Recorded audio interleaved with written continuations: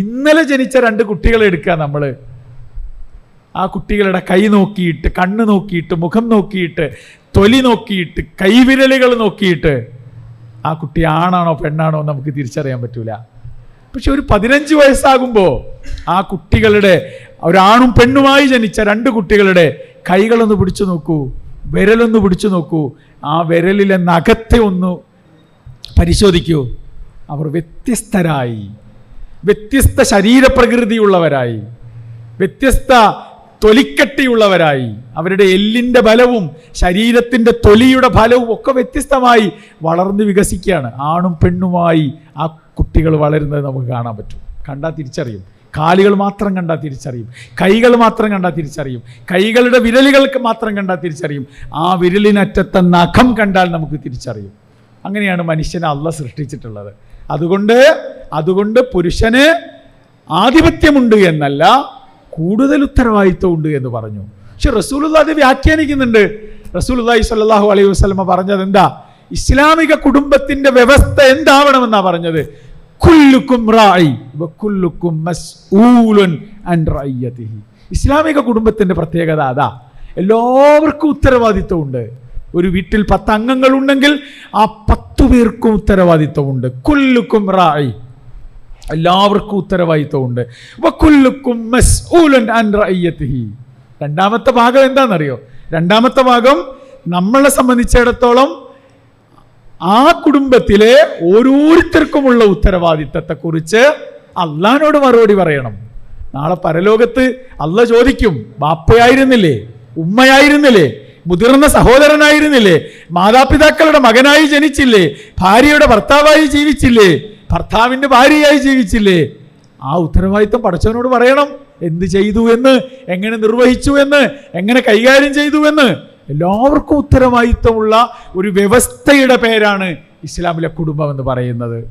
അൽഹംദുലില്ലാഹ് നഹ്മദുഹു വനസ്തഈനുഹു വനസ്തഗ്ഫിറുഹു വനസ്തഹ്ദീ വനുഅ്മിനു ബിഹി വനതവക്കലു അലൈഹി വനഊദു ബില്ലാഹി മിൻ ശുറൂരി അൻഫുസിനാ വമിൻ സയ്യിആതി അഅ്മാലിനാ മൻ യഹ്ദിഹില്ലാഹു ഫഹുവൽ മുഹ്തദി വമൻ യുദ്ലിൽ ഫലൻ തജിദ ലഹു വലിയ്യൻ മുർഷിദാ. അഷ്ഹദു അൻ ലാ ഇലാഹ ഇല്ലല്ലാഹു വഹ്ദഹു ലാ ശരീക ലഹു വഅഷ്ഹദു അന്ന മുഹമ്മദൻ അബ്ദുഹു വറസൂലുഹു അർസലഹു ബിൽ ഹുദാ വദീനിൽ ഹഖ് ലിയുദ്ഹിറഹു അലദ്ദീനി കുല്ലിഹി വലൗ കരിഹൽ മുശ്രികൂൻ. اللهم صل على محمد وعلى آل محمد كما صليت على إبراهيم وعلى آل إبراهيم إنك حميد مجيد. اللهم بارك على محمد وعلى آل محمد كما باركت على إبراهيم وعلى آل إبراهيم إنك حميد مجيد. أعوذ بالله من الشيطان الرجيم. بسم الله الرحمن الرحيم. يا أيها الذين آمنوا اتقوا الله حق تقاته ولا تموتن إلا وأنتم مسلمون. സ്നേഹമുള്ള അധ്യക്ഷൻ അബൂബക്കർ സാഹിബ്, പള്ളുരുത്തിയിലെ മുജാഹിദ് കാരണവന്മാരെ, രക്ഷിതാക്കളെ, സഹോദരി സഹോദരന്മാരെ, അസ്സലാമു അലൈക്കും വറഹ്മത്തുള്ളാഹി വബറകാതുഹു. വളരെ സന്തോഷത്തോടു കൂടിയാണ് ഞാൻ നിങ്ങളുടെ മുമ്പിൽ എഴുന്നേറ്റ് നിൽക്കുന്നത്. പള്ളുരുത്തിയിൽ ആദ്യമായിട്ടാണ് വരുന്നത്. പക്ഷെ പള്ളുരുത്തിയിലെ കുറേ മുജാഹിദ് പ്രവർത്തകരെ നേരിട്ടറിയാം എന്നതുകൊണ്ട് പള്ളുരുത്തി ഒരു അപരിചിതമായ സ്ഥലമായിട്ട് തോന്നുന്നില്ല. പക്ഷേ എനിക്ക് അത്ഭുതം ഉണ്ടാക്കിയ ചില കാര്യങ്ങളുണ്ട്, അത് പറയാതിരിക്കാനും വയ്യ. ഞാൻ അസ്ലം കോണ്ടാക്ട് ചെയ്തപ്പോൾ 7 മണിക്കാണ് പരിപാടി തുടങ്ങുക എന്ന് പറഞ്ഞപ്പോൾ ഞാൻ സത്യത്തിൽ ആലോചിച്ചു, അതിങ്ങനെ പറയാറ് സാധ്യതയുള്ളൂ, ഒരു 10 മണിയൊക്കെ ആകുമ്പോഴായിരിക്കും പരിപാടി തുടങ്ങാൻ. എന്നെ മലപ്പുറത്തു നിന്നാണ് ഞാൻ വരുന്നത്. മലപ്പുറത്തു നിന്ന് ഒരു 7 മണിക്ക് ഒരു പഠന ക്യാമ്പ് തുടങ്ങാനുള്ള ഒരു സാധ്യതയും കാണുന്നില്ല. നടക്കില്ല, നമ്മൾ എത്ര വിചാരിച്ചാലും. അങ്ങനെയുള്ളൊരു സാഹചര്യത്തിലേക്ക് ഞങ്ങളുടെ പ്രദേശങ്ങളൊന്നും എന്തായാലും എത്തിയിട്ടില്ല. അപ്പോൾ അത് എനിക്ക് ആളുകൾക്ക് ഏറ്റവും കംഫർട്ടായ ഒരു സമയം നമ്മൾ തിരഞ്ഞെടുത്ത് അതിരാവിലെ വേണമെങ്കിൽ നമുക്കൊരു ക്യാമ്പും പരിപാടിയൊക്കെ നടത്താമെന്ന് തെളിയിച്ച ഈ ഒരു പരിപാടിയുടെ സംഘാടകരെ ഞാൻ പ്രത്യേകം അഭിനന്ദിക്കുകയാണ്. അതൊരു നല്ല മാതൃകയായിട്ട് തോന്നുന്നു. നല്ലൊരു സമയമാണ്. ഏറ്റവും നേരത്തെ നമ്മളൊരു കാര്യം ചെയ്യാൻ തീരുമാനിക്കുമ്പോൾ അതിനുണ്ടാവുന്ന ഒരു ഊർജ്ജമുണ്ട്. അതൊരു 2 മണിക്കൂറോ 3 മണിക്കൂറോ ഒക്കെ കഴിഞ്ഞാൽ ആ ഊർജ്ജം പോകും. അപ്പോൾ ആ ഊർജ്ജം നഷ്ടപ്പെടുന്നതിന് മുമ്പ് ആളുകളെല്ലാവരും ഒരുമിച്ച് കൂടാന്ന് പറയുന്ന ഒരു സംഗതിയുണ്ട്. രണ്ടാമത്തെ ഒരു കാര്യം എനിക്ക് ഭയങ്കര അത്ഭുതമായിട്ട് തോന്നിയത്, പള്ളിയുടെ മെയിൻ ഹാളിൽ എല്ലാവരും ഇങ്ങനെ വന്നിരിക്കുകയാണ്. ഒരു ഞായറാഴ്ച കുർബാനയ്ക്ക് കസേരയിൽ വന്നിരിക്കണ പോലെ എല്ലാവരും കസേരയൊക്കെ ഇട്ടിരിക്കണ കാണുമ്പോൾ അത് ഒരു അപൂർവമായ കാഴ്ചയായിട്ടാണ് എനിക്ക് ഫീൽ ചെയ്തത്. അപ്പോൾ അത് പിന്നെ അതുകൊണ്ടാണ് ഞാനത് പ്രത്യേകം പറയുന്നത്. മൂന്നാമത്തെ ഒരു കാര്യം, നമ്മുടെ പള്ളിയുടെ ചരിത്രം ഇവിടെ ചുരുക്കി അവതരിപ്പിച്ചു. മുജാഹിദ് പ്രസ്ഥാനത്തിൻ്റെ ചരിത്രത്തിൽ കൊച്ചിയും പള്ളുരുത്തിയും എറണാകുളമൊക്കെ അങ്ങനെ വായിച്ച ആൾക്കാരാണ് ഞങ്ങളൊക്കെ. ഉമർ മൗലവിയുടെ ചരിത്രത്തിൽ കൊച്ചിയുണ്ട്. കൊച്ചിയിലെ മുജാഹിദ് പ്രവർത്തനങ്ങളുടെ പാരമ്പര്യം ഉണ്ടാക്കുന്നതിലെ പ്രധാനപ്പെട്ട ശില്പി ഉമർ മൗലവിയാണ്, KSK തങ്ങളാണ് എന്നൊക്കെ നമ്മൾ വായിക്കുകയും പറയുകയൊക്കെ ചെയ്തിട്ടുണ്ട്. അപ്പോൾ അതിലെ പൂർവികരായ ആളുകളെ, മുതിർന്ന തലമുറയിൽപ്പെട്ട ആളുകളെ ഇവിടെ വരുത്തി അവരെ ആദരിക്കുന്ന ഒരു ചടങ്ങ് കൂടിയാക്കി ഈ ഫാമിലി മീറ്റ് നടത്താൻ തീരുമാനിക്കുമ്പോൾ കേരളത്തിലെ മുഴുവൻ മുജാഹിദ് മഹല്ലുകളിലും നടക്കേണ്ടുന്ന ഒരു പരിപാടിയുടെ പേരാണ് മുജാഹിദ് ഫാമിലി മീറ്റ്. ഇപ്പം നടന്നുകൊണ്ടിരിക്കുകയാണ് ഈ ഓഗസ്റ്റ് സെപ്റ്റംബർ മാസങ്ങളിൽ. അപ്പോൾ അതിലെ ഒരു നല്ല മാതൃകയായി ഈ ഇങ്ങനെയുള്ള ഒരു ചടങ്ങ് കൂടി ഇതിൻ്റെ ഭാഗമാക്കിയതിലുള്ള എന്നറിഞ്ഞതിലുള്ള സന്തോഷം രേഖപ്പെടുത്തുകയാണ്.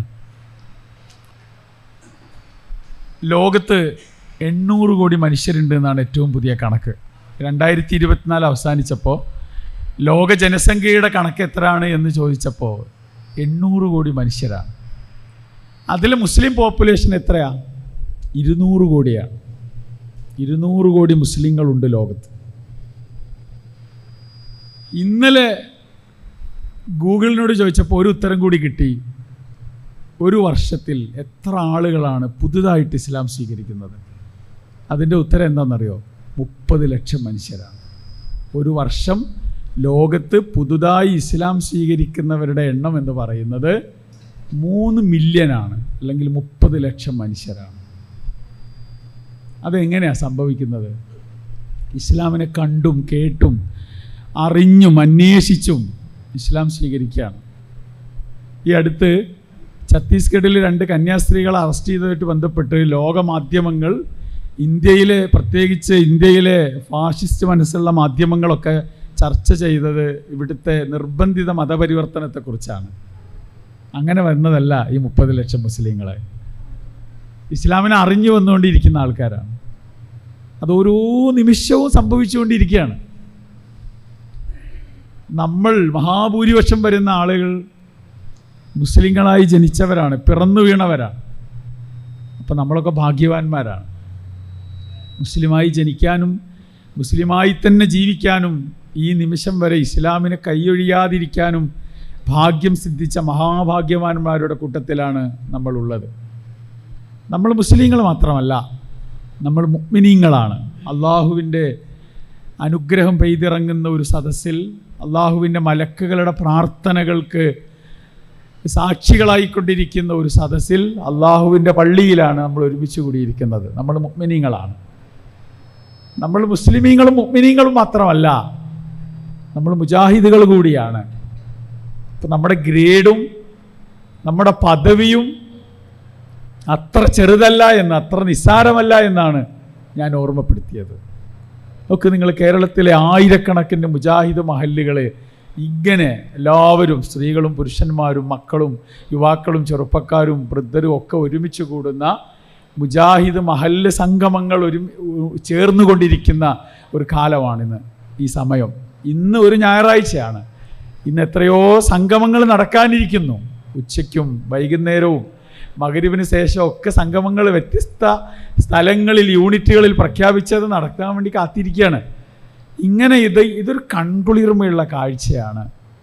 അത് അള്ളാഹുവിൻ്റെ അനുഗ്രഹങ്ങൾ പെയ്തിറങ്ങുന്ന സദസ്സുകളായി മാറണം.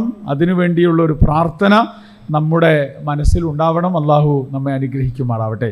ഈ ഒരുമിച്ച് കൂടൽ, ഇവിടെ ഇരിക്കൽ, ഇവിടുന്ന് പറയുന്ന കാര്യങ്ങൾ, ഇവിടെ നമ്മൾ ചർച്ച ചെയ്യുന്ന വിഷയങ്ങളൊക്കെ അള്ളാഹുവിന് ഇഷ്ടമുള്ളതാവട്ടെ, അള്ളാഹു അതിന് പ്രതിഫലം നൽകുമാറാവട്ടെ എന്ന് ആത്മാർത്ഥമായി പ്രാർത്ഥിച്ചുകൊണ്ട് നമ്മുടെ വീടും നമ്മുടെ കുടുംബവുമായി ബന്ധപ്പെട്ട് എന്നെയും നിങ്ങളെയും ഓർമ്മപ്പെടുത്തേണ്ടുന്ന ചില കാര്യങ്ങൾ ഇങ്ങനെ പറഞ്ഞു പോവുക മാത്രമാണ് ഞാൻ ചെയ്യുന്നത്.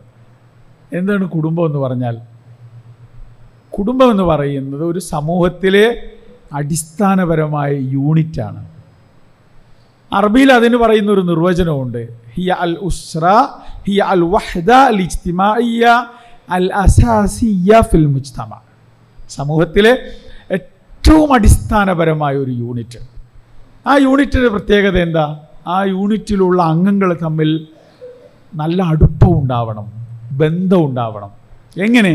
2 തരത്തിലുള്ള ബന്ധമാണ് കുടുംബത്തിലെ അംഗങ്ങൾ തമ്മിൽ ഉണ്ടാവേണ്ടത് എന്നാണ്. ഒന്ന് രക്തബന്ധമാണ്, രണ്ടാമത്തത് വൈവാഹിക ബന്ധമാണ്.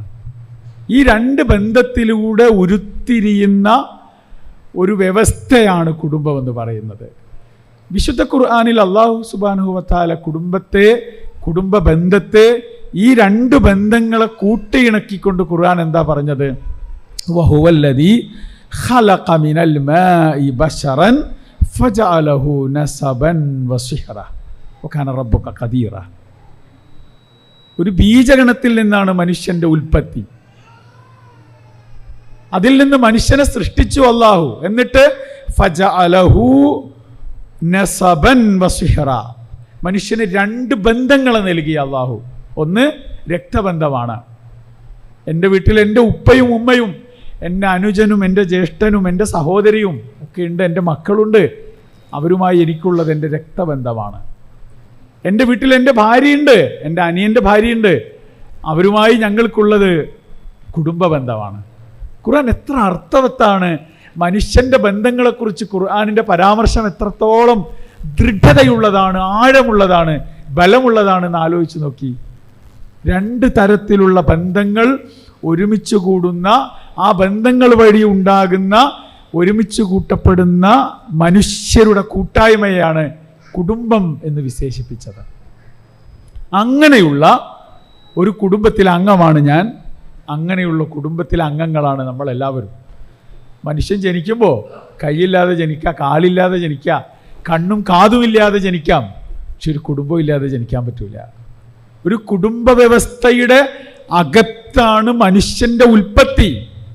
ലോകത്ത് ഏതെങ്കിലും ഒരു മനുഷ്യൻ പിറന്നു വീണിട്ടുണ്ടെങ്കിൽ അവനൊരു കുടുംബത്തിൻ്റെ ഭാഗമാണ്. അവൻ എത്ര നിഷേധിച്ചാലും, മാതാപിതാക്കളെ നിഷേധിച്ചാലും, ധിക്കരിച്ച് തള്ളിക്കളഞ്ഞാലും, അവരുമായുള്ള ബന്ധം എന്നേക്കുമായി അറുത്തുമാറ്റിയാലും അവൻ ആ കുടുംബത്തിൻ്റെ കണ്ണിയാണ് എന്ന് വിശുദ്ധ ഖുർആനാണ് നമ്മളോട് പറയുന്നത്. ഒക്കെ നിങ്ങൾ ലോകത്ത് വ്യത്യസ്ത തരത്തിലുള്ള കുടുംബ വ്യവസ്ഥകളുണ്ട് എന്നാണ് പറയുന്നത്. സാമൂഹ്യശാസ്ത്രം അങ്ങനെ പഠിപ്പിക്കുന്നത്. അണുകുടുംബങ്ങളുണ്ട്. ഒരു ഉപ്പയും ഉമ്മരും ഒരു ഉമ്മയും 1-2 കുട്ടികളുള്ള പുതിയ കാലത്തെ ന്യൂക്ലിയർ ഫാമിലി എന്ന് വിളിക്കുന്ന അണുകുടുംബങ്ങളുണ്ട്. അത് നമുക്ക് നിഷേധിക്കാനൊന്നും പറ്റില്ല, അതുണ്ട്. അല്ലെങ്കിൽ ഇപ്പോൾ നമ്മളിങ്ങനെ ചോദിക്കുകയാണെങ്കിൽ, ഞാൻ 8 മക്കളുള്ള ഉപ്പാൻ്റെയും ഉമ്മാൻ്റെയും ഒരു മകനാണ്. 8-1 ഞാൻ. പക്ഷെ എനിക്ക് 3 മക്കളേ ഉള്ളൂ. നമ്മുടെ കുടുംബാംഗങ്ങളുടെ എണ്ണം ഇങ്ങനെ കുറഞ്ഞുകൊണ്ടിരിക്കുകയാണ്. അണുകുടുംബങ്ങൾ വർദ്ധിച്ചുകൊണ്ടിരിക്കുകയാണ്. 2ാമത്തെ കുടുംബത്തിൻ്റെ സിസ്റ്റം എന്ന് പറയുന്നത് കൂട്ടുകുടുംബങ്ങളാണ്, ജോയിൻറ്റ് ഫാമിലിയാണ്. അതിൽ കുറേ ആളുകളുണ്ട്. ഉപ്പയും ഉമ്മയും മക്കളും 4, 5, 6 മക്കളും അവരുടെ കുടുംബങ്ങളും അവരുടെ മക്കളും ഒക്കെ ഒരുമിച്ച് കൂടുന്ന 25, 30, 40, 50 അംഗങ്ങളുള്ള വലിയ കുടുംബങ്ങൾ. അത് കോഴിക്കോടോ തലശ്ശേരിയിലൊക്കെ പോയാൽ 100, 150 അംഗങ്ങളുള്ള വലിയ കുടുംബ വ്യവസ്ഥകളുണ്ട്. കുടുംബ വൃക്ഷങ്ങൾ തിങ്ങിപ്പാർക്കുന്ന വലിയ തറവാട്ട് വീടുകൾ കാണാൻ പറ്റും നമുക്ക്. കോഴിക്കോട് കുണ്ടുങ്ങൽ ഒരു വീട്ടിൽ പോയിട്ടുണ്ട്.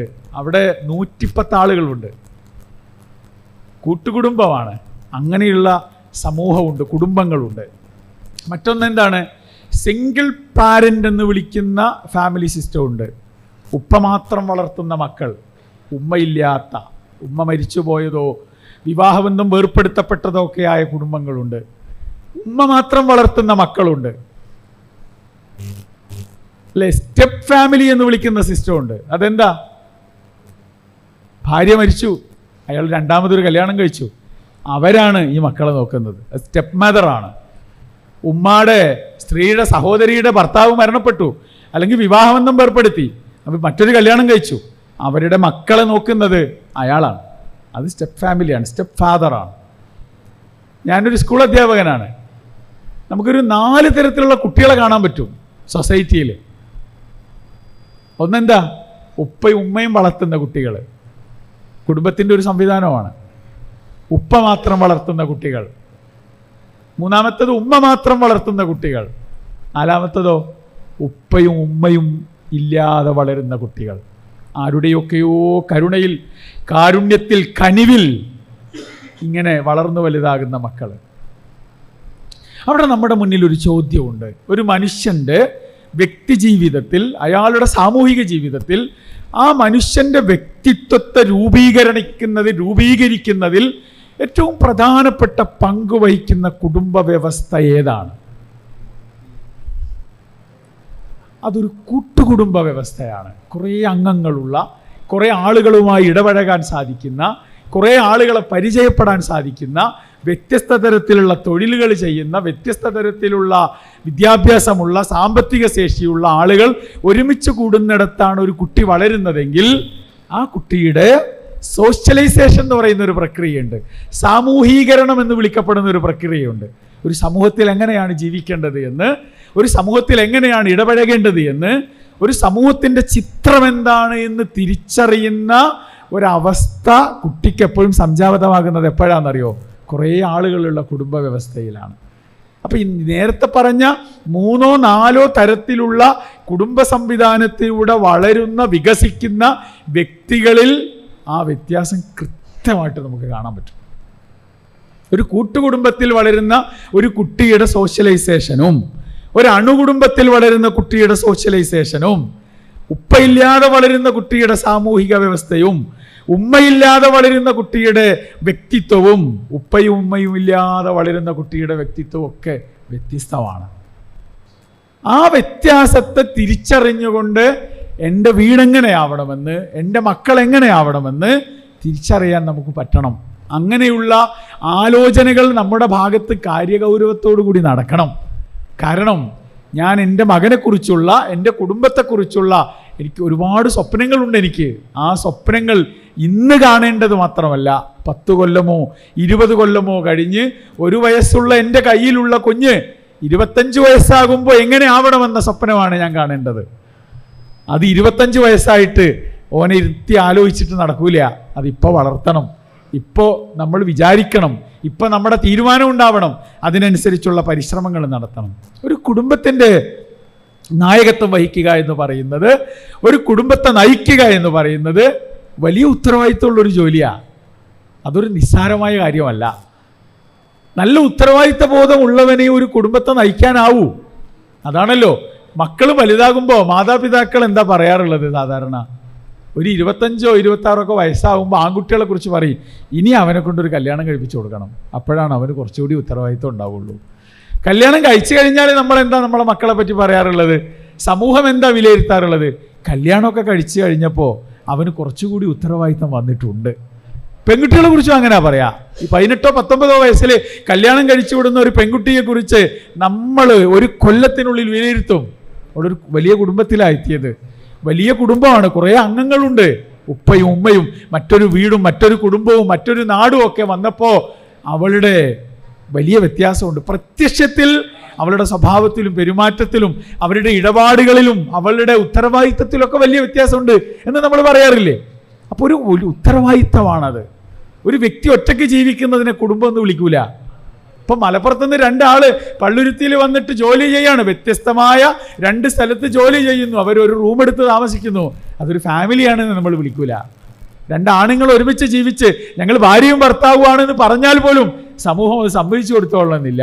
2 സ്ത്രീകൾ ഒരുമിച്ച് ജീവിക്കുന്നു, ഞങ്ങൾ ലെസ്ബിയൻ കപ്പിൾസാണ്, ഞങ്ങൾ ആണും പെണ്ണും അല്ലെങ്കിലും ഞങ്ങൾ ഭാര്യയും ഭർത്താവുമാണെന്ന് പറഞ്ഞാലും സമൂഹം അതിനെ കുടുംബം എന്ന് വിളിക്കൂല. കുടുംബം എന്ന് പറയുന്നത്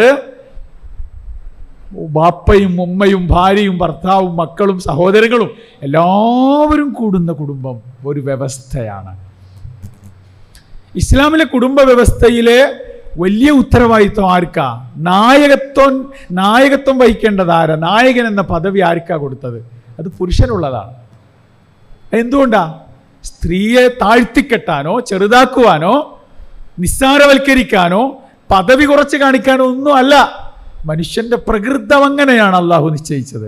അതുകൊണ്ട് ഖുർആൻ പറഞ്ഞു, അർരിജാലു ഖവ്വാമൂന അലന്നിസാ, പെണ്ണിനെ മേൽ അധികാരമുള്ളവനാണ് പുരുഷൻ എന്നല്ല, മേൽക്കോയ്മയുള്ളവനാണ് എന്നല്ല, ആധിപത്യമുള്ളവനാണ് എന്നല്ല, സ്ത്രീയെക്കാളേറെ കുറച്ചുകൂടി ഉത്തരവാദിത്തം ഉള്ളതും ഉത്തരവാദിത്തം കാണിക്കേണ്ടതും നിർവഹിക്കേണ്ടതും വീട്ടിലും കുടുംബത്തിലും സമൂഹത്തിലും പുരുഷനാണ്. അതെന്തേ? അവൻ്റെ ശാരീരികവും മാനസികവുമായ അവസ്ഥ അങ്ങനെയാണ് അള്ളാഹ് സംവിധാനിച്ചത്. ഇന്നലെ ജനിച്ച 2 കുട്ടികളെ എടുക്കുക നമ്മൾ. ആ കുട്ടികളുടെ കൈ നോക്കിയിട്ട്, കണ്ണ് നോക്കിയിട്ട്, മുഖം നോക്കിയിട്ട്, തൊലി നോക്കിയിട്ട്, കൈവിരലുകൾ നോക്കിയിട്ട് ആ കുട്ടി ആണാണോ പെണ്ണാണോ നമുക്ക് തിരിച്ചറിയാൻ പറ്റൂല. പക്ഷെ ഒരു 15 വയസ്സാകുമ്പോൾ ആ കുട്ടികളുടെ, ഒരാണും പെണ്ണുമായി ജനിച്ച 2 കുട്ടികളുടെ കൈകളൊന്ന് പിടിച്ചു നോക്കൂ, വിരലൊന്ന് പിടിച്ചു നോക്കൂ, ആ വിരലിലെ നഖത്തെ ഒന്ന് പരിശോധിക്കൂ.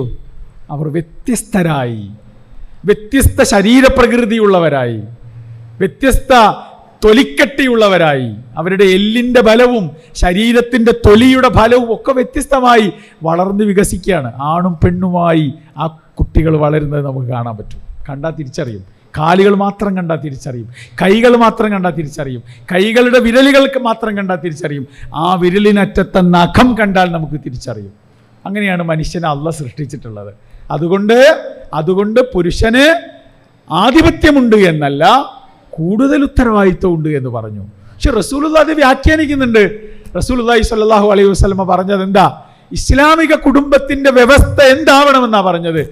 കുല്ലുക്കും റാഇ വകുല്ലുക്കും മസ്ഊലുൻ അൻ റഅയ്യതിഹി. ഇസ്ലാമിക കുടുംബത്തിന്റെ പ്രത്യേകത അതാ, എല്ലാവർക്കും ഉത്തരവാദിത്വമുണ്ട്. ഒരു വീട്ടിൽ 10 അംഗങ്ങൾ ഉണ്ടെങ്കിൽ ആ 10 പേർക്കും ഉത്തരവാദിത്വമുണ്ട്. കുല്ലുക്കും റാഇ, എല്ലാവർക്കും ഉത്തരവാദിത്വമുണ്ട്. വകുല്ലുക്കും മസ്ഊലുൻ അൻ റഅയ്യതിഹി. രണ്ടാമത്തെ ഭാഗം എന്താണെന്നറിയോ? രണ്ടാമത്തെ ഭാഗം നമ്മളെ സംബന്ധിച്ചിടത്തോളം ആ കുടുംബത്തിലെ ഓരോരുത്തർക്കുമുള്ള ഉത്തരവാദിത്തത്തെക്കുറിച്ച് അള്ളാഹിനോട് മറുപടി പറയണം. നാളെ പരലോകത്ത് അള്ളാഹ് ചോദിക്കും, ബാപ്പയായിരുന്നില്ലേ, ഉമ്മയായിരുന്നില്ലേ, മുതിർന്ന സഹോദരനായിരുന്നില്ലേ, മാതാപിതാക്കളുടെ മകനായി ജനിച്ചില്ലേ, ഭാര്യയുടെ ഭർത്താവായി ജീവിച്ചില്ലേ, ഭർത്താവിൻ്റെ ഭാര്യയായി ജീവിച്ചില്ലേ? ആ ഉത്തരവാദിത്തം പടച്ചവനോട് പറയണം.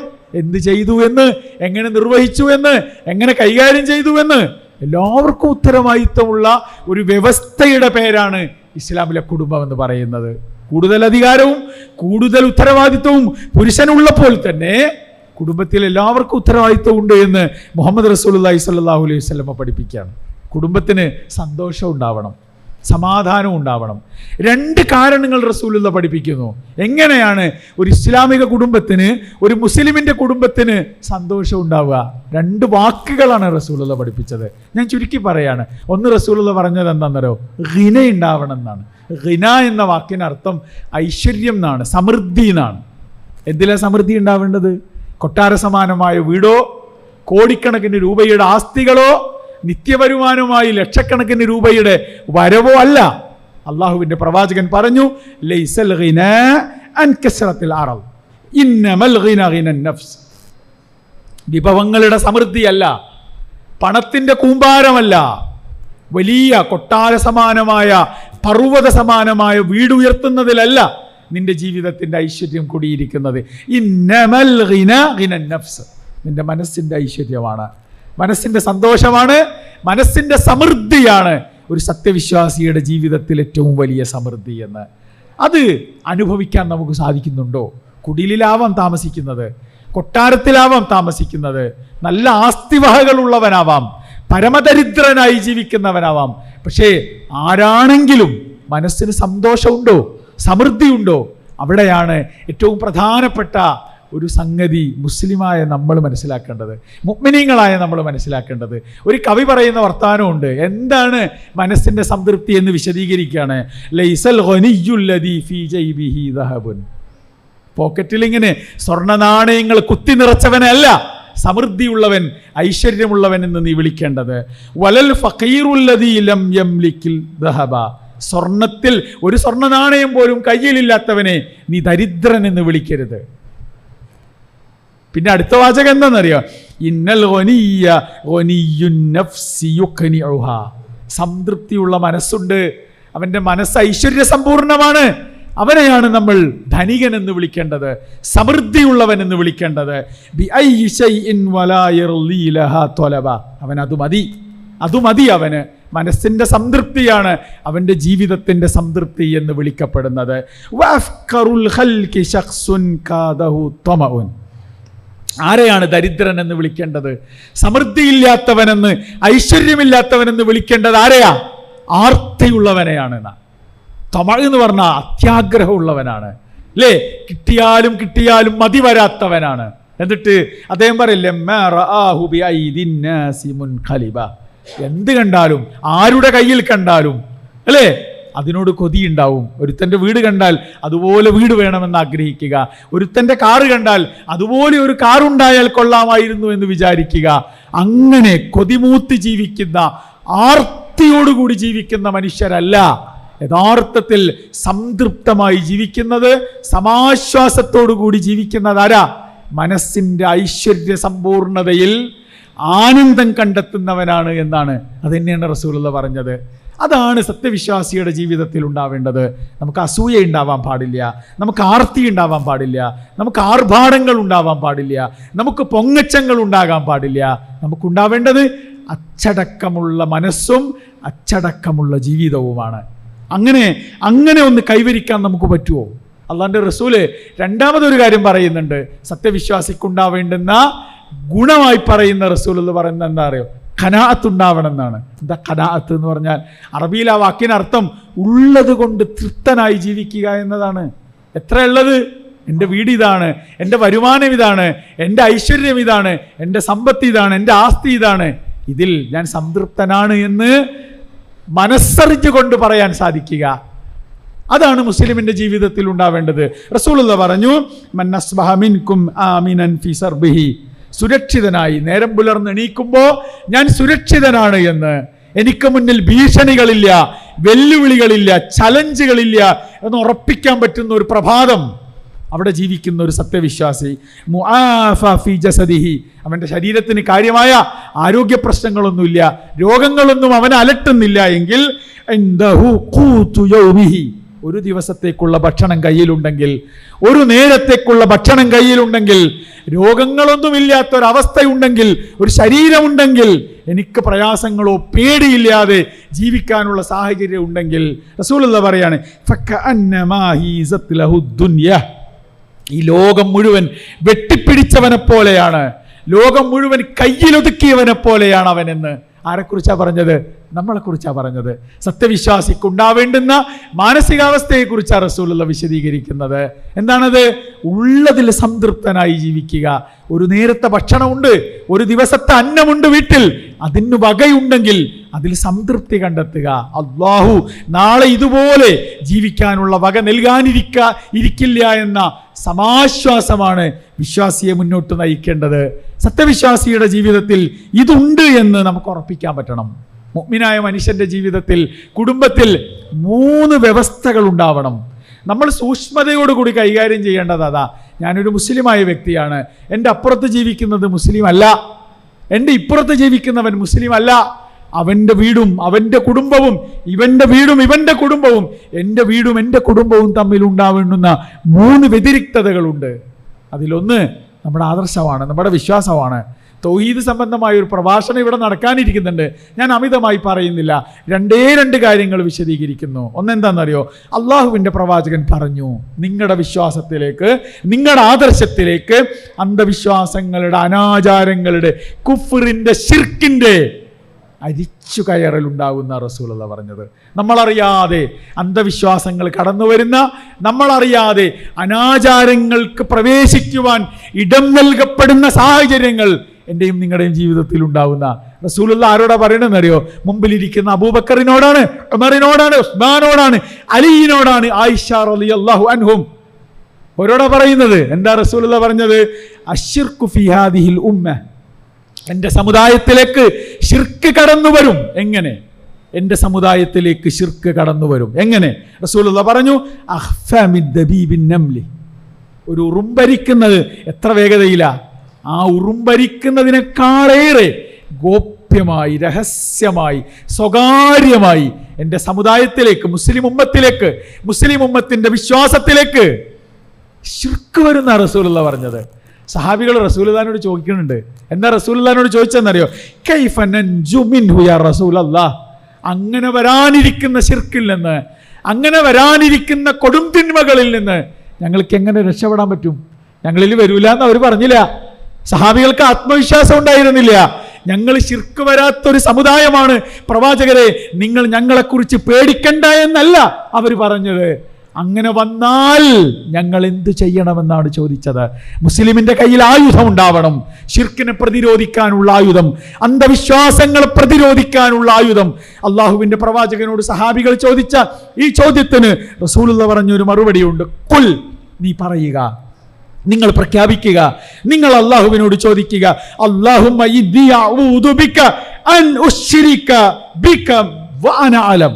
അറിഞ്ഞുകൊണ്ട് ശിർക്ക് ചെയ്യുന്നത്, പടച്ചതമ്പുരാനെ അറിഞ്ഞുകൊണ്ട് ശിർക്ക് ചെയ്യുന്ന ഒരവസ്ഥ എനിക്ക് വരല്ലേ എന്ന് അള്ളാഹുവിനോട് ശരണം തേടുക.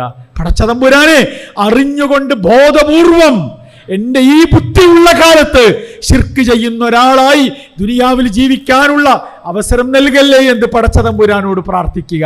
ഞാനും നിങ്ങളും പ്രാർത്ഥിക്കണം. അതാ അള്ളാന്റെ റസൂല് പറഞ്ഞത്. രണ്ടാമത്തെ വാചകം എന്താണെന്നറിയോ? വസ്തഗ്ഫിറു ലിമാ ലാ അലം. അറിയാതെ എൻ്റെ ജീവിതത്തിലേക്ക് ശിർക്ക് വരുന്നതിന് അല്ലാഹുവേ ഞാൻ പേടിക്കുന്നു, അങ്ങനെ വന്നാൽ എനിക്ക് പുറത്തു തരണേ എന്ന് പടച്ചതമ്പുരാനോട് പ്രാർത്ഥിക്കുക. ഒരു സത്യവിശ്വാസിക്ക് മുന്നോട്ട് വെക്കുവാനുള്ള രണ്ട് ആയുധങ്ങളെ, രണ്ട് പരിചകളെ അള്ളാഹു പ്രവാചകൻ പരിചയപ്പെടുത്തുകയാണ്. അറിഞ്ഞുകൊണ്ട് ശിർക്ക് ചെയ്യുന്നതിൽ നിന്ന് അള്ളാഹുവിൻ്റെ രക്ഷയും സമാധാനവും, പടച്ചതമ്പുരാൻ ഒരുക്കുന്ന സുരക്ഷയ്ക്ക് വേണ്ടി പ്രാർത്ഥിക്കുക. പടച്ചതമ്പുരാനോട് പ്രാർത്ഥന മറക്കാതിരിക്കുക. എന്തൊക്കെ നമ്മൾ പ്രാർത്ഥിക്കുന്നുണ്ട്, ആ പ്രാർത്ഥനയുടെ കൂട്ടത്തിൽ ഉണ്ടാവണം ഇത്. അറിഞ്ഞുകൊണ്ട് ചെയ്യുന്ന ശിർക്ക്, അറിയാതെ വരുന്ന ശിർക്ക്. യാക്കൂബ് നബി അലൈഹി സ്വലാത്തു വസ്സലാം വിശുദ്ധ ഖുർആനിൽ ദീർഘമായി ചരിത്രം പ്രതിപാദിച്ച പ്രവാചകനാണ്. യാക്കൂബ് നബി അലൈഹി സ്വലാത്തു വസ്സലാമിനെ കുറിച്ച് സൂറത്ത് ബഖറയിലെ 133-ാമത്തെ ആയത്തിൽ അള്ളാന്റെ പ്രവാചകനോട് അള്ള പറഞ്ഞു, അള്ളാഹുവിന്റെ പ്രവാചകൻ നമ്മളോട് പറഞ്ഞൊരു ആയത്തുണ്ട്. എന്താണെന്നറിയാം? യാക്കൂബ് നബിക്ക് മരണവാസന്നമാകുന്ന സമയത്ത് ജീവിതത്തിൽ ഒട്ടേറെ പരീക്ഷണങ്ങൾ ഉണ്ടാകുന്നു. യൂസുഫ് നബി അലൈഹി സ്വലാത്തു വസ്സലാമിന്റെ ചരിത്രം നമ്മൾ കേട്ടിട്ടുണ്ട്, വായിച്ചിട്ടുണ്ട്. ഒരു പിതാവെന്ന നിലക്ക് അനുഭവിച്ച പ്രയാസകരമായ ജീവിത സാഹചര്യങ്ങൾക്കൊടുവിൽ ആ മനുഷ്യൻ മരിക്കാൻ കിടക്കുമ്പോൾ ആ മക്കളോട് മനുഷ്യൻ ചോദിക്കുന്ന, ആ പ്രവാചകൻ ചോദിക്കുന്ന ഒരു ചോദ്യമുണ്ട്. അത് ഖുർആൻ പറഞ്ഞത് എന്തിനാണെന്നറിയോ? എന്നോടും നിങ്ങളോടുമാണ്, ഉപ്പമാരായ നമ്മളോടാണ്, പിതാക്കളായ നമ്മളോടാണ്. മക്കൾ മുമ്പിലുണ്ട് എന്നതിൽ അഭിമാനം കൊള്ളുന്ന പിതാക്കളോട് അള്ളാഹുവിന്റെ പ്രവാചകൻ വിശുദ്ധ ഖുർആനിൽ ആയത്ത് പഠിപ്പിക്കുകയാണ്. യാക്കൂബ് നബിയുടെ ചരിത്രം എന്താ? ഇത് ഖാല ലിബനീഹി, മക്കളോട് യാക്കൂബ് നബി ചോദിക്കുന്നുണ്ട്, മാ തഅബുദൂന മിൻ ബഅദി, മാ തഅബുദൂന മിൻ ബഅദി, ഞാൻ മരിച്ചു പോയാൽ, എൻ്റെ മരണശേഷം, എൻ്റെ കാലശേഷം നിങ്ങൾ ആരോടാണ് പ്രാർത്ഥിക്കുക? എന്തായിരിക്കും നിങ്ങളുടെ ആദർശം? നിങ്ങളുടെ വിശ്വാസം എന്തായിരിക്കും? നിങ്ങളുടെ തൗഹീദ് എവിടെയായിരിക്കും? യാക്കൂബ് നബി ഒരു പ്രവാചകന്റെ മക്കളോട്, സന്താനങ്ങളോട് എൻ്റെ മക്കളുടെ ഭാവിയെക്കുറിച്ചുള്ള ആശങ്കകൾ മുന്നിൽ വെച്ച് പടച്ചതമ്പുരാന്റെ മുമ്പിൽ വിനയാന്വിതനായി നിന്ന് മക്കളോട് ചോദിക്കുന്ന ചോദ്യമാണ് വിശുദ്ധ ഖുർആനിലായത്ത്. ആ മക്കൾ പറയുന്ന ഒരു മറുപടി ഉണ്ട്, നഅബുദു ഇലാഹക വ ഇലാഹ ആബായിക ഇബ്രാഹിം വ ഇസ്മാഈൽ വ ഇസ്ഹാഖ ഇലാഹൻ വാഹിദൻ. ഒറ്റവാചകത്തിലല്ല മറുപടി, ഒറ്റവാചകത്തിലല്ല. ഞങ്ങൾ അല്ലാഹനെ മാത്രമേ പ്രാർത്ഥിക്കൂ എന്നല്ല പറഞ്ഞത്.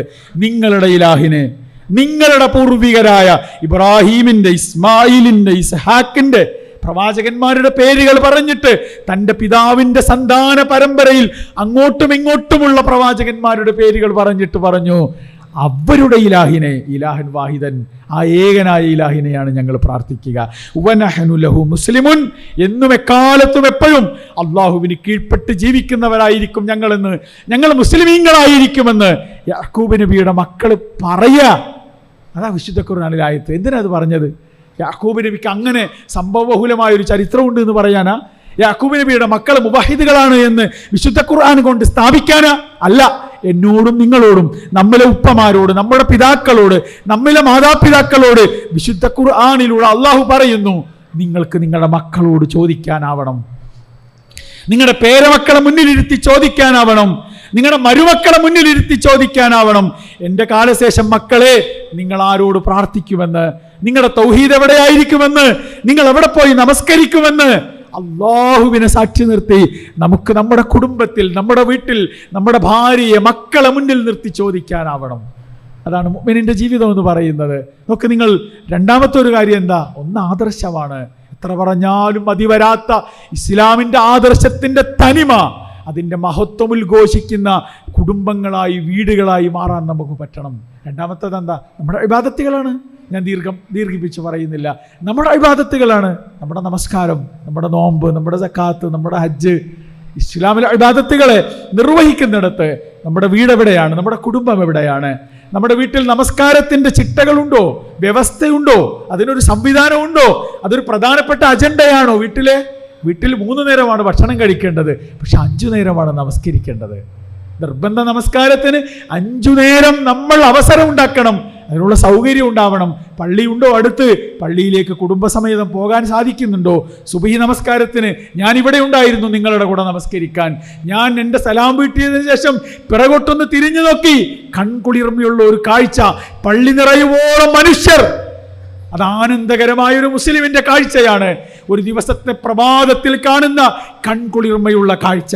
നോക്ക് നിങ്ങൾ, സുഹൃത്തുക്കളെ, സഹോദരങ്ങളെ, രക്ഷിതാക്കളെ, നമ്മൾ രാവിലെ കിടക്കയിൽ നിന്ന് എണീറ്റ് വുളൂവെടുത്ത്, വണ്ടിയെടുത്ത്, വാഹനമെടുത്ത് പള്ളിയിലേക്ക് വരുമ്പോൾ പ്രായപൂർത്തിയായ, നമസ്കാരം ബാധ്യതയുള്ള എൻ്റെ മകൻ കിടന്നുറങ്ങത്തണത്ത് നിന്ന് അവനെ എഴുന്നേൽപ്പിച്ച് അവനെ എൻ്റെ കൂടെ കൊണ്ടുവരാൻ ഞാനും നിങ്ങളും അടക്കമുള്ള രക്ഷിതാക്കൾ കാണിക്കുന്ന താല്പര്യത്തെയാണ് ഇസ്ലാമിക കുടുംബ വ്യവസ്ഥയുടെ അനുഗ്രഹീതമായ കാഴ്ചകൾ എന്ന് പറയുന്നത്. ആ മക്കളോട് നമ്മുടെ നമസ്കാരത്തെക്കുറിച്ച് പറയാനാവണം. എന്നിട്ട് എൻ്റെ മകൻ എവിടെ പോയാലും, കാനഡയിൽ പോയി പഠിച്ചാലും, അമേരിക്കയിൽ പോയി ജോലി ചെയ്താലും, എൻ്റെ മകൻ നിർബന്ധ നമസ്കാരത്തിൻ്റെ സമയമാകുമ്പോൾ അവൻ നമസ്കരിക്കുമെന്ന് പറയാനുള്ള കരുത്ത് എനിക്കുണ്ടാവണം. അതാണ് മുസ്ലിമായ ഉപ്പ എന്ന നിലയ്ക്ക് എൻ്റെ കർത്തവ്യം. മുസ്ലിമായ പിതാവെന്ന നിലയ്ക്ക് എൻ്റെ കർത്തവ്യം അതാ. എൻ്റെ മക്കളുടെ ഇസ്ലാമിക ചിട്ടയുടെ കാര്യത്തിൽ ഞാൻ എന്ത് ചെയ്തു എന്ന ചോദ്യത്തിന് എനിക്ക് ഉത്തരം പറയാനാവണം. ഞാൻ എന്ത് ചെയ്തു എന്ന്, എന്ത് പറഞ്ഞു എന്ന ചോദ്യത്തിന് എനിക്ക് ഉത്തരം പറയാനാവണം. മൂന്നാമത്തത് ഇസ്ലാമിക സംസ്കാരമാണ്. ഒന്ന് വിശ്വാസമാണ്, 2 ഇബാദത്താണ്, 3 നമ്മുടെ സംസ്കാരമാണ്. ഒരു മുസ്ലിമിൻ്റെ സംസ്കാരമുണ്ട്, ഒരു മുജാഹിദിന് വ്യത്യസ്തമായ സംസ്കാരമുണ്ട്. മുജാഹിദിൻ്റെ വീട്, മുജാഹിദിൻ്റെ കുടുംബം, മുജാഹിദിൻ്റെ മക്കൾ, അവർക്ക് വ്യത്യാസം ഉണ്ടാവണം. അവൻ്റെ വസ്ത്രത്തിൽ, അവൻ്റെ വസ്ത്രധാരണ രീതിയിൽ, അവൻ്റെ മുടി ചീകി വെക്കുന്നതിൽ ഒക്കെ മുസ്ലിമിൻ്റെ യഥാർത്ഥമായ ഐഡൻറ്റിറ്റി എൻ്റെ മക്കളിലുണ്ടോ? അത് ഉറപ്പുവരുത്താനാണ് പാപ്പമാരും ഉമ്മമാരുമായ നമുക്ക് പറ്റേണ്ടത്, അല്ലേ? അപ്പോൾ നമ്മുടെ പരിഭവം എന്താണെന്നറിയോ? കുട്ടികളൊക്കെ വലുതായി, ഇനി ഒന്നും ചെയ്യാനൊന്നും പറ്റൂല. അടക്കയാണെങ്കിൽ നമുക്ക് മടിയിൽ വെക്കാലോ. അടക്കയല്ലല്ലോ ഇപ്പോൾ, വലിയ ഉയരമുള്ള, എന്നെക്കാൾ ഉയരമുള്ള, എന്നെക്കാൾ ശക്തിയുള്ള, എന്നെക്കാൾ വിദ്യാഭ്യാസമുള്ള, എന്നെക്കാൾ ജോലിയുള്ള, എന്നെക്കാൾ വരുമാനമുള്ളവനായി മകൻ മാറിയിട്ട് ഞാൻ എങ്ങനെ അന്യവനോട് പറയാ? അവൻ നമ്മുടെ മുമ്പിലാണ് വളർന്നത്. നമുക്ക് തന്നപ്പോൾ അത് അടക്കയായിരുന്നു. നമ്മുടെ മടിയിൽ ഒളിപ്പിച്ചു വെക്കാൻ മാത്രം പോന്ന, നമ്മുടെ സന്തോഷത്തിൻ്റെ കാഴ്ചയായി, നമ്മുടെ പ്രാർത്ഥനയ്ക്ക് ഉത്തരമായി പടച്ചതമ്പുരാൻ തന്നതാണ് നമ്മുടെ മകനെ. ആ മകൻ വളർന്നത്, വലുതായത്, അല്ലേ? അവൻ്റെ കൈകാലുകൾ വളർന്നത്, അവൻ ഉയരം കൂടിയത്, അവന് വിദ്യാഭ്യാസം നേടിയത് ഒക്കെ നമ്മുടെ കൺമുമ്പിലാണ്. അവനെ വളർത്തുന്നതിൽ എനിക്ക് പങ്കുണ്ടോ എന്നാണ് ഞാൻ ചോദിക്കേണ്ടത്. ഞാൻ ചെയ്യേണ്ട സമയത്ത് ചെയ്തോ എന്നാണ് ഞാൻ പടച്ചവനോട് മറുപടി പറയേണ്ടത്. നമ്മുടെ വിശ്വാസം, നമ്മുടെ ഇബാദത്തുകൾ, നമ്മുടെ സംസ്കാരം ജീവിതത്തിലുടനീളം എൻ്റെ മക്കളത് പാലിക്കുന്നുണ്ട് എന്ന് ഉറപ്പുവരുത്താൻ നമുക്ക് പറ്റണം. നമ്മളൊരു പുതിയ കാലത്താണ് ജീവിക്കുന്നത്. പുതിയ കാലം എന്ന് വിളിക്കുന്നത് കുടുംബം എന്ന വ്യവസ്ഥ തകർന്നുകൊണ്ടിരിക്കുന്ന ഒരു കാലത്താണ് നമ്മൾ ജീവിക്കുന്നത്. അത് പറയാതെ ഒരു ഫാമിലി മീറ്റ് പൂർണ്ണമാകുമെന്ന് ഞാൻ വിശ്വസിക്കുന്നില്ല. ഞാൻ നിങ്ങൾക്കറിയാവുന്ന ഒരു സംഭവം നിങ്ങളോട് പറയാം. 23 വയസ്സുള്ളൊരു ചെറുപ്പക്കാരൻ, പിതാവ് ഗൾഫിലാണ്, മാതാവും 14 വയസ്സുള്ള അനിയനും ഈ 23 വയസ്സുള്ള ചെറുപ്പക്കാരനുമാണ് വീട്ടിൽ ജീവിക്കുന്നത്. അവൻ സഞ്ചരിക്കുന്നത് 2.5 ലക്ഷം രൂപയുടെ വിലയുള്ള ഒരു ബൈക്കിലാണ്. അതവൻ്റെ ആഗ്രഹമാണ്. അതവൻ്റെ മാതാപിതാക്കൾ സാധിച്ചു കൊടുത്തിട്ടുണ്ട്. അവനൊരു സുപ്രഭാതത്തിൽ അവൻ്റെ ഉമ്മയെ തലക്കടിച്ച് വീഴ്ത്തുന്നു. ഉമ്മ മരിച്ചു എന്ന് വിചാരിച്ച് വീടിന് പുറത്തിറങ്ങുന്നു. ഉപ്പയുടെ ഉമ്മ, 84 വയസ്സുള്ള ഉപ്പയുടെ മാതാവ് വല്യമ്മ താമസിക്കുന്ന, ഒറ്റയ്ക്ക് താമസിക്കുന്ന വീട്ടിലെത്തുന്നു. വല്യമ്മയെ തലക്കടിച്ച് കൊലപ്പെടുത്തുന്നു. അവിടെ നിന്ന് ഇറങ്ങുന്നു. ഉപ്പയുടെ സഹോദരനും അയാളുടെ ഭാര്യയും താമസിക്കുന്നിടത്തെത്തുന്നു. അവരെ 2 പേരെയും കൊലപ്പെടുത്തുന്നു. 23 വയസ്സുള്ള ചെറുപ്പക്കാരന് അയൽപക്കത്തെ വീട്ടിലൊരു കാമുകിയുണ്ട്, 21 വയസ്സുള്ള ഒരു പെൺകുട്ടി. അവളെ വീട്ടിലേക്ക് വിളിച്ചു വരുത്തുന്നു, അവളെ കൊലപ്പെടുത്തുന്നു. 14 വയസ്സുള്ള ഒരു അനിയനുണ്ട്, സുന്ദരനായ ഒരു കുട്ടി, അവൻ്റെ കൗതുകമുള്ള കാക്ക അവനെ വിളിച്ച് വീട്ടിൽ നിന്ന് അവനെ പറഞ്ഞയക്കുന്നു. എന്തിനു വേണ്ടിയാണ് പറഞ്ഞയക്കുന്നത്? അവന് ഇഷ്ടമുള്ള ഭക്ഷണം വാങ്ങാനാണ് പറഞ്ഞയക്കുന്നത്, അല്ലേ? 500 ഉറുപ്യ കയ്യിൽ കൊടുത്തിട്ട് ഒരു കുഴിമന്തി വാങ്ങി വരാൻ പറഞ്ഞു. അവൻ അത് വാങ്ങാൻ പോയി, തിരിച്ചു വന്നു, അത് കഴിക്കാൻ സമ്മതിക്കാതെ അവനെ കൊലപ്പെടുത്തുന്നു. ആ ചെറുപ്പക്കാരൻ്റെ പേര് അഫ്ഫാൻ എന്നാണ്. തിരുവനന്തപുരത്ത് വെഞ്ഞാറമൂട്ടുകാരനാണ് അവൻ. കേരളത്തെ നടുക്കിയ കൊലപാതക പരമ്പരകൾ സൃഷ്ടിച്ച ഒരു 23 വയസ്സുകാരൻ്റെ ജീവിതത്തെക്കുറിച്ച് നമ്മൾ കാണുക. ഇത് നമ്മുടെ നാട്ടിൽ നടക്കുന്ന പുതിയ കുടുംബ വിശേഷങ്ങളാണ്. ഞാനും നിങ്ങളും അറിയുന്ന, നമ്മൾ വായിക്കുന്ന വാർത്തകളിൽ നമ്മൾ സങ്കടപ്പെട്ടുകൊണ്ട് കേൾക്കുന്ന കുടുംബ വിശേഷങ്ങളാണ്. എനിക്ക് പരിചയമുള്ള ഒരാൾ, അയാൾക്ക് 2 മക്കളുണ്ട്, ഭാര്യയുണ്ട്, 2 മക്കളുണ്ട്. അയാൾ ഒരു പുതിയ പെൺകുട്ടിയെ പരിചയപ്പെടുന്നു. അവൾക്ക് ഭർത്താവുണ്ട്, 2 മക്കളുണ്ട്. 2 പേരും മക്കളെയും ഭർത്താക്കന്മാർ, ഭാര്യയെ ഒരാളും ഭർത്താവിനെ മറ്റൊരാളും ഉപേക്ഷിച്ച് 2 പേരും പുതിയ ജീവിതം തുടങ്ങാൻ തീരുമാനിക്കുന്നു. ഇതാണ് നമ്മുടെ നാട്ടിലെ പുതിയ കുടുംബ വിശേഷങ്ങൾ. ഇത് വാർത്തകളല്ല സുഹൃത്തുക്കളെ, ഇത് നമ്മൾ കേൾക്കുന്ന വാർത്തകളല്ല. ഇത് നാളെ എൻ്റെ വീട്ടിൽ ഞാൻ അനുഭവിക്കാനിരിക്കുന്ന യാഥാർത്ഥ്യമാണ് എന്ന തിരിച്ചറിവിലേക്ക് നമുക്ക് പോകാൻ പറ്റണം. എനിക്ക് 19 വയസ്സുള്ള ഒരു മകനുണ്ട്. അവൻ നാളെ ഒരു അഫ്ഫാനായി, ഒരു കൊലയാളിയായി എൻ്റെ മുമ്പിൽ എപ്പോൾ എഴുന്നേറ്റ് നിൽക്കില്ല എന്ന് എനിക്ക് എന്തുറപ്പാണുള്ളത്?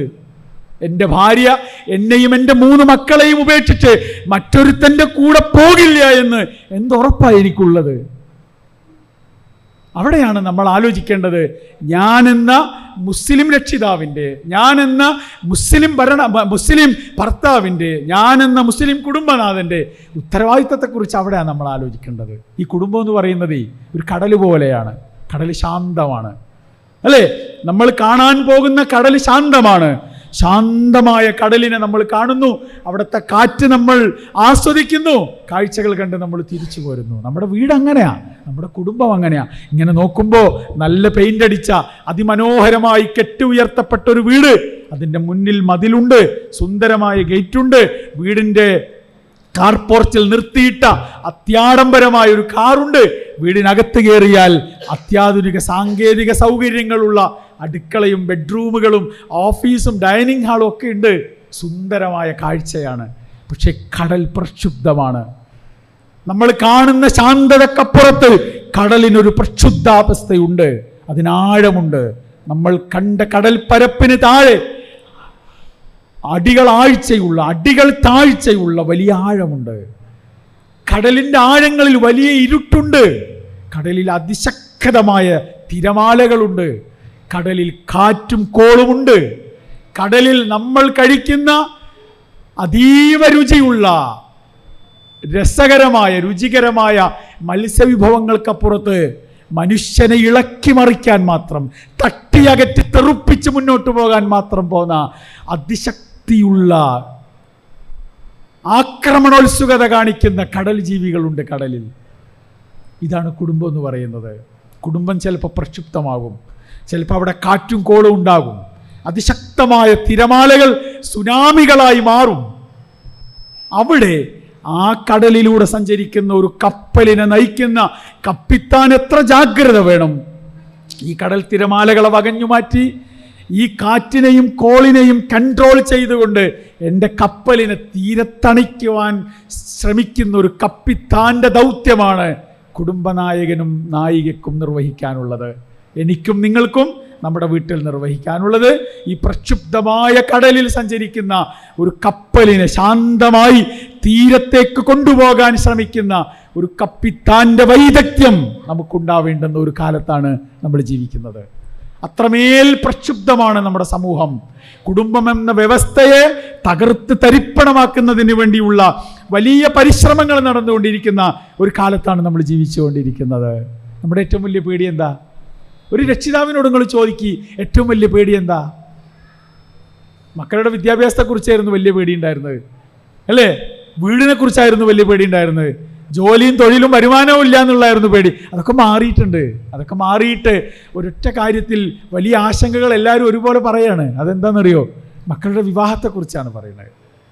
വിവാഹം എന്ന് പറയുന്നത് ഒരു പഴയ സങ്കല്പമായി മാറിയ ഒരു ലോകത്താണ് നമ്മൾ ജീവിച്ചുകൊണ്ടിരിക്കുന്നത്.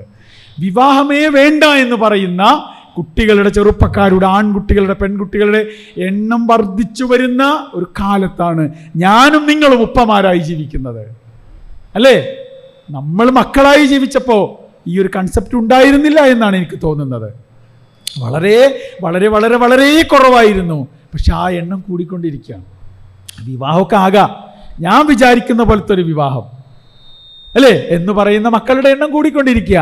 നിങ്ങൾ വരയ്ക്കുന്ന മതത്തിൻ്റെ വൃത്തത്തിനപ്പുറത്ത് അല്പം കൂടി വിശാലമായ വിവാഹ സ്വപ്നങ്ങളാണ് എനിക്കുള്ളത് എന്ന് നമ്മുടെ മക്കൾ നമ്മുടെ മുഖത്ത് നോക്കി പറയുന്ന ഒരു കാലത്താണ് നമ്മൾ ജീവിക്കുന്നത്. അല്ലേ? എനിക്കിഷ്ടമുള്ളവൻ്റെ കൂടെ എനിക്കിഷ്ടമുള്ള കാലം ഇഷ്ടമുള്ളിടത്ത് ജീവിക്കാനാണ് ഞാൻ ആഗ്രഹിക്കുന്നത് എന്ന് പറയുന്ന കാലത്താണ് നമ്മൾ ജീവിക്കുന്നത്. അല്ലേ? എൻ്റെ മക്കള് മറ്റൊരാളെ പ്രേമിച്ച് വലയിൽ വീഴ്ത്തിയിട്ട് അവനെയും കൊണ്ട് അവളെയും കൊണ്ട് കയറി വരരുത് എന്നാണ് പഴയ രക്ഷിതാക്കൾ ആഗ്രഹിച്ചിരുന്നത്. ആ രക്ഷിതാക്കളുടെ ആഗ്രഹത്തിനും അവസ്ഥ മാറി. എന്നിട്ട് അവർ വിചാരിക്കുന്നിടത്തേക്ക് മാറി കാലം. എന്താണ്? എൻ്റെ മകൻ ഇഷ്ടപ്പെടുന്നതും കൊണ്ടുവരുന്നതും ഒരു മുസ്ലിമായെങ്കിലും മതിയായിരുന്നേനെ എന്ന് രക്ഷിതാക്കൾ ആഗ്രഹിക്കുന്നിടത്തേക്ക് കാലം മാറി. അവിടെ നിന്ന് മാറിയിട്ടുണ്ട്. ഇപ്പോൾ രക്ഷിതാക്കളുടെ പ്രാർത്ഥന എന്താണെന്നറിയോ? രക്ഷിതാക്കൾ ആഗ്രഹിക്കുന്നത് എന്താന്ന് ചോദിച്ചാൽ, എൻ്റെ ആൺകുട്ടി കൊണ്ടുവരുന്നത്, അവൻ്റെ ഇണയായി കൊണ്ടുവരുന്നത് ഒരു പെണ്ണിനെ ആയിരുന്നാൽ മതിയായിരുന്നേനെ എന്ന് പറയുന്നിടത്തേക്ക് നമ്മുടെ കാലം മാറിയിട്ടുണ്ട്.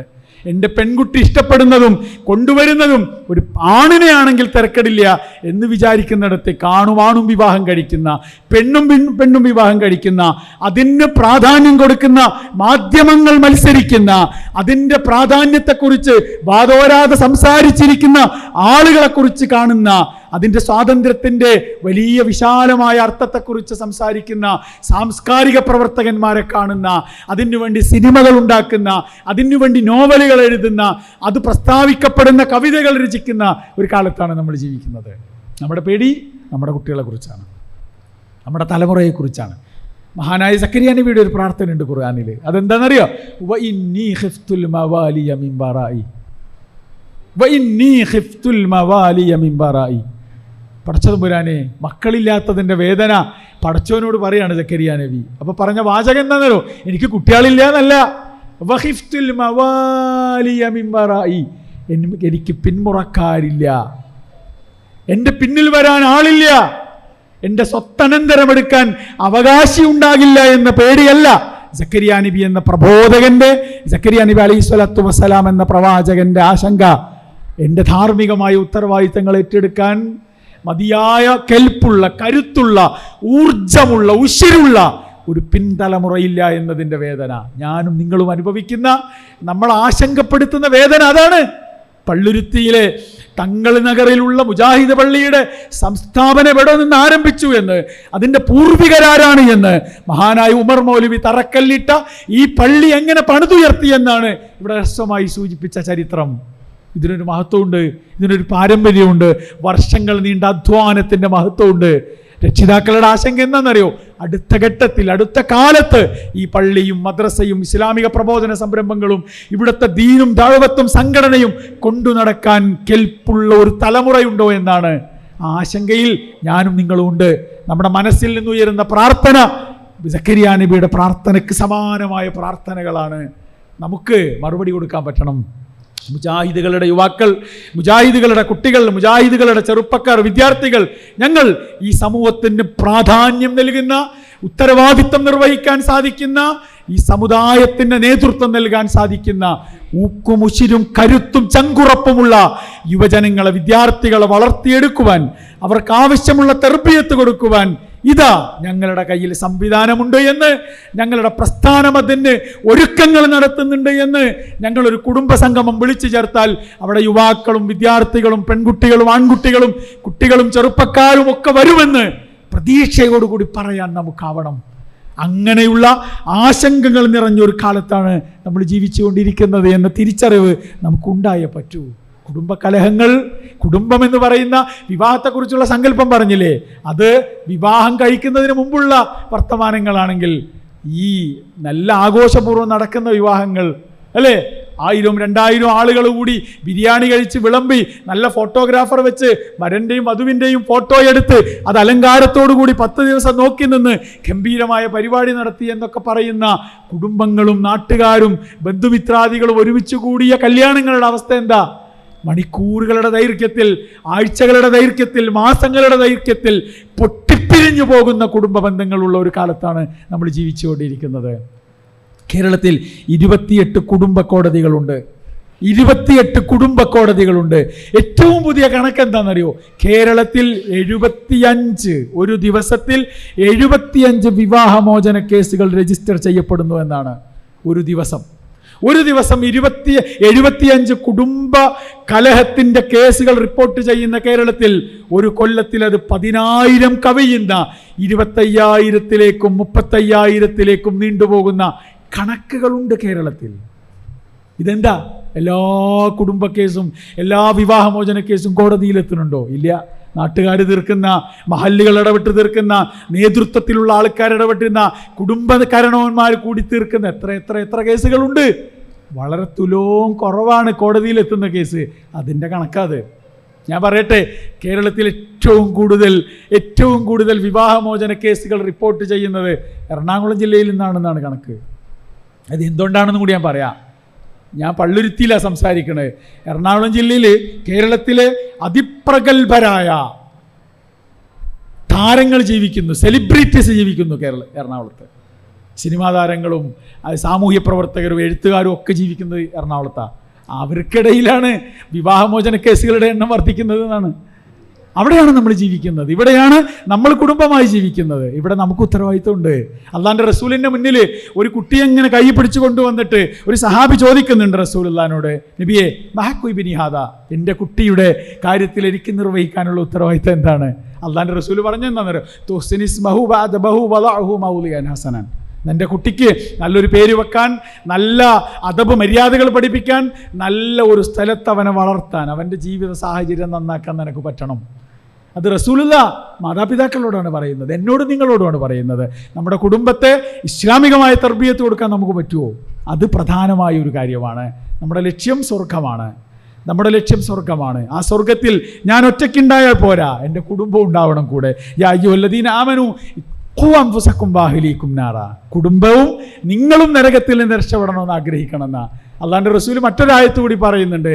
എന്താണ് റസൂൽ പറഞ്ഞത്? ജന്നത്തു അദിൻ, നിത്യവാസത്തിന്റെ സ്വർഗമുണ്ട്. അവിടെ കയറുന്നത് ആരാന്നോ? യദ്ഖുലൂനഹ, ആ സ്വർഗത്തിൽ പ്രവേശിക്കുന്നത് വമൻ സ്വലഹ മിൻ ആബാഇഹിം വഅസ്വാജിഹിം വദുർരിയതിഹിം, നമ്മുടെ കൂട്ടത്തിൽ നമ്മുടെ നല്ല വാപ്പ, നല്ല ഉമ്മ, നല്ല ഭാര്യ, നല്ല ഭർത്താവ്, നല്ല മകൻ, നല്ല മകൾ, ഇസ്ലാമികമായി ജീവിച്ചവർ നമ്മുടെ കൂടെ സ്വർഗത്തിലുണ്ടാവും. എന്നിട്ട് റസൂലുള്ളാഹി പറഞ്ഞു, വൽ മലായികതു യദ്ഖുലൂന അലൈഹിം മിൻ കുല്ലി ബാബ്, സ്വർഗത്തിന് 8 വാതിലുകളുണ്ട്. ആ 8 വാതിലുകളിലൂടെ അള്ളാഹുവിൻ്റെ അനുഗ്രഹത്തിൻ്റെ മലക്കുകൾ പ്രവേശിക്കും. എന്നിട്ട് ഈ സ്വർഗവാസികളായ മനുഷ്യരോട് പറയും, സലാമുൻ അലൈക്കും ബിമാ സബർത്തും, എന്താ? നിങ്ങൾക്ക് അള്ളാഹുവിൻ്റെ സമാധാനമുണ്ട്. എന്തിന്? ദുനിയാവിൽ ക്ഷമയോടെ സഹിച്ച് ജീവിച്ചതിന്, അള്ളാഹുവിൻ്റെ ദീനനുസരിച്ച് ജീവിക്കാൻ നിങ്ങൾ കാണിച്ച ക്ഷമക്ക് അതിന് അള്ളാഹു സ്വർഗമാണ് നിങ്ങൾക്ക് അനുഗ്രഹമായി നൽകുന്നത്. മരണം ഉറപ്പല്ലേ? ദുനിയാവെന്ന് മരിച്ചു പോകണം. എപ്പോ, എന്ന്, എവിടെ, അതൊന്നും നമുക്ക് അറിയില്ല. മരണം ഉറപ്പാണ്. അള്ളാന്റെ റസൂൽ പറഞ്ഞ ഒരു ഹദീസ് കൂടി പറഞ്ഞ് ഞാൻ എൻ്റെ വാക്കുകൾ അവസാനിപ്പിക്കുകയാണ്. റസൂൽ പറഞ്ഞാൽ എന്താ അറിയോ? മരിച്ചു പോകുമ്പോൾ ഒരു മനുഷ്യൻ്റെ മയ്യത്തിന് 3 കാര്യങ്ങൾ പിന്തുടരുന്ന റസൂൽ പറഞ്ഞു. സലാസുൻ യർജിഉ ഇസ്നാനി വയബഖ വാഹിദ്, 2 എണ്ണം ഇങ്ങോട്ട് തിരിച്ചു പോരും, 1 അവിടെ നിൽക്കും. യർജിഉ ഇസ്നാനി, എന്തൊക്കെ തിരിച്ചു പോരുക? കുടുംബം തിരിച്ചു പോരും. അഹ്ലുഹു വമാലുഹു, സ്വത്ത് തിരിച്ചു പോരും, കുടുംബം തിരിച്ചു പോരും. വാപ്പയെ കബറടക്കിയിട്ട് മകൻ തിരിച്ചു പോകും, അല്ലേ? 25 വയസ്സുള്ള സ്വന്തം ചെറുപ്പക്കാരനായ പ്രതീക്ഷകൾ നിറഞ്ഞു ജീവിച്ച, സന്തോഷത്തോടെ ജീവിച്ച മകൻ മറവ് ചെയ്ത് വാപ്പ തിരിച്ചു പോരും, ഭാര്യയെ മറവ് ചെയ്ത് ഭർത്താവ് തിരിച്ചു പോരും. ഖവാഹിദ്, 1 മാത്രം അവശേഷിക്കും. എന്താ അവശേഷിക്കുള്ളൂ എന്നറിയോ? അമലുഹു, അവൻ്റെ അമലുകളാ, അവൻ ചെയ്ത ഇബാദത്തുകളാണ്, അവൻ ചെയ്ത സേവനങ്ങളാണ്. അതിലൊന്ന്, ഞാൻ എൻ്റെ മക്കളെ വളർത്തുന്നിടത്ത് കാണിച്ച ഇസ്ലാമികമായ ചിട്ടയും വ്യവസ്ഥയും എന്താണോ അതനുസരിച്ച് എൻ്റെ മക്കൾ ജീവിച്ചോ, മക്കൾ വളർന്നോ, മക്കൾ വലുതായോ, എൻ്റെ മരണശേഷം എനിക്ക് വേണ്ടി പ്രാർത്ഥിക്കുന്നവനായി, പ്രാർത്ഥിക്കാൻ കൈയുയർത്തുന്നവനായി, അതിന് മനസ്സ് വരുന്നവനായി എൻ്റെ മകൻ ജീവിക്കുന്നുണ്ട് എങ്കിൽ അതാണ് പരലോകത്ത് എനിക്ക് ഹൈറായി, എനിക്ക് ഗുണമായി ഭവിക്കുന്നത്. എന്ന് തിരിച്ചറിയാൻ നമുക്കാവണം. അള്ളാഹുവിൻ്റെ ദീന് കൃത്യമായി അറിഞ്ഞ് പഠിച്ച് പകർത്തി ജീവിക്കുന്ന യഥാർത്ഥ മുഅ്മിനീങ്ങളും മുത്തഖീങ്ങളും മുഹ്സിനീങ്ങളും മുജാഹിദുകളുമായി തീരുവാനുള്ള തൗഫീക്കിന് വേണ്ടി നമ്മൾ പ്രാർത്ഥിക്കുക, നമ്മൾ അധ്വാനിക്കുക. നമ്മുടെ പരിശ്രമങ്ങൾ ഒരു ഇസ്ലാമികമായ കുടുംബത്തിൻ്റെ വ്യവസ്ഥ എല്ലാർത്ഥത്തിലും പൂർണ്ണമായ തോതിൽ എൻ്റെ വീട്ടിലുണ്ടാവണമെന്ന വാശിപ്പുറത്താവണം, താല്പര്യപൂർവ്വമാവണം. അതിന് അള്ളാഹു നമ്മെ എല്ലാവരെയും അനുഗ്രഹിക്കുമാറാവട്ടെ എന്ന് ആത്മാർത്ഥമായി പ്രാർത്ഥിച്ച് ഞാൻ എൻ്റെ വാക്കുകൾ അവസാനിപ്പിക്കുന്നു.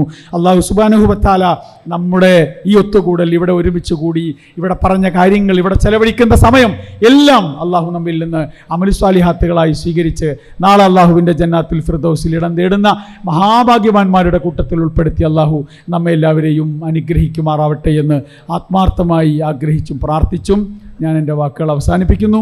വആഖിറു ദഅ്വാനാ അനിൽ ഹംദുലില്ലാഹി റബ്ബിൽ ആലമീൻ. അസ്സലാമു അലൈക്കും വറഹ്മത്തുള്ളാഹി വബറകാതുഹു.